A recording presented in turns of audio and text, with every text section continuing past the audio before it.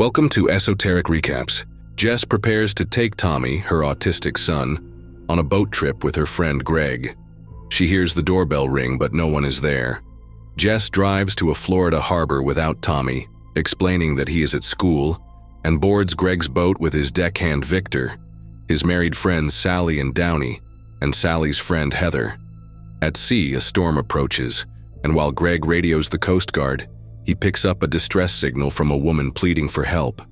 She says that someone is killing everyone but is cut off before she can provide her location.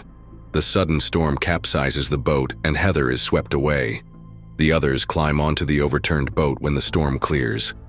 The 5 survivors board an ocean liner as it passes. It appears to be deserted even though they saw the silhouette of a person aboard. Jess experiences a sense of déjà vu as they explore the ship. They find Jess's keys near a display case for Aeolus, the ship's namesake, and fresh food in the dining room. Jess spots someone watching them, and Victor gives chase.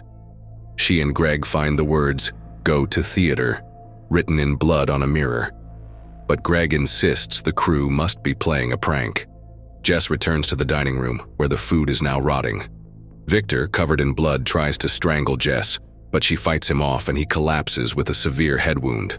Jess hears gunfire and follows it to the ship's theater, where Greg lies dead of a gunshot.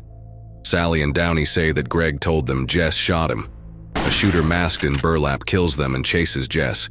She arms herself with an axe and disarms the shooter, who tells her, "You have to kill them, it's the only way to get home," before Jess knocks her overboard. Jess hears yelling and sees Greg's capsized boat and its 5 survivors, who spot her as the earlier unidentified figure. This second set of passengers boards the ship. Jess is spotted after she drops her keys near the display case, and she attempts to warn the second Victor when he chases her, only to accidentally impale his head on a wall hook. She finds dozens of her own lockets and notes in her own handwriting, telling her to kill them all. She takes a shotgun and confronts the second group, intending to change the pattern. But a third Jess, repeating the loop, kills the second Greg and Downey and severely wounds the second Sally.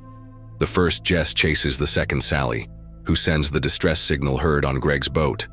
Jess catches up to her on a deck filled with dozens of Sally's corpses, and Sally succumbs to her wound as, below them, the second Jess kills the third Jess. The overturned boat returns again with another set of survivors, and Jess realizes the loop restarts once everyone is killed. Desperate to stop the loop, Jess sets the first loop into motion by writing on the mirror in blood, dumping bodies overboard and telling Sally and Downey to go to the theater. She then arms herself, dresses in the shooter's outfit, and cloaks her face in burlap.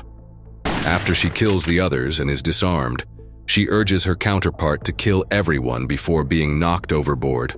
She awakens, having washed ashore, and discovers that it is the same morning. She returns home and watches from outside her house as her earlier self yells abusively and strikes Tommy out of frustration with his autism. She distracts her counterpart with the doorbell, then kills her, puts the bagged body in the car trunk, and leaves with Tommy, vowing to him that things will change. A seagull hits their windshield and dies, but when she picks it up and disposes of it, she sees a pile of dead seagulls. Realizing she is still trapped in the loop, Jess hurriedly drives away but crashes into a truck. Tommy is killed, and the double of Jess from the trunk is seen dead. Jess stands watching the accident scene. A taxi driver approaches and Jess asks to go to the harbor. She joins the others on Greg's boat, starting the loop again, evidently hoping to bring back her son. Like and subscribe for more notifications. Thanks for watching.